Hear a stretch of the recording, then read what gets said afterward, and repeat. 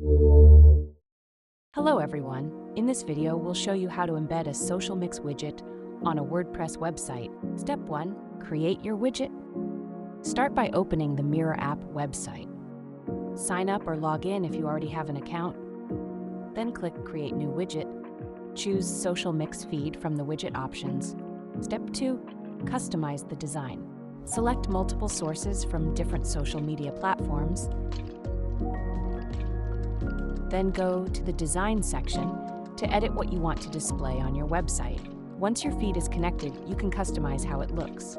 Adjust the layout, card style, spacing, and other design settings to match your website.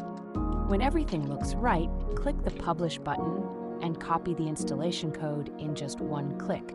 Step 3. Add it to WordPress. Log into your WordPress account and click the Edit Site button. In the editor, click the plus button and choose the Custom HTML option.